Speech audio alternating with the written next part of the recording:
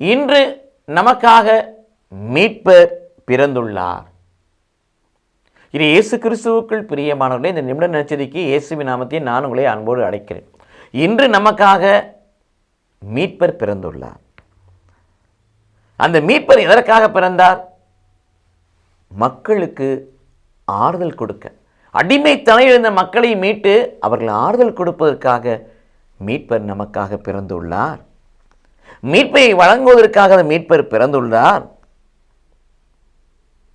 எல்லாவற்றுமல்லாக மண்ணுலகில் எல்லைகள் யாவும், ஒரு இனம், ஒரு நாடு, ஒரு சமூகம், ஒரு சபை என்பது அல்ல, மண்ணுலகில் எல்லைகள் யாவும் நம் கடவுள் அளிக்கும் மீட்பை காணவும், மீட்பை பெற்றுக்கொள்ளவும், மீட்கப்பட்டவர்களாய் மாறவும் மீட்பர் நமக்காக பிறந்துள்ளார்.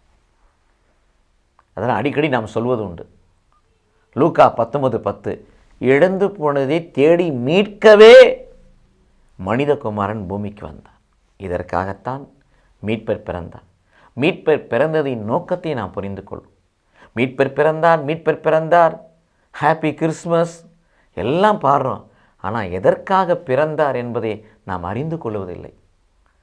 அதை அறிபவர்களாய், தேவனை அறிகின்ற அறிவில் வளர்வர்களாய், மீட்பை சொந்தமாக்கி கொண்ட பிள்ளைகளாய் மாறுவோம். கடவுள் நம்மை ஆசீர்வதிப்பாராக. ஆமென்.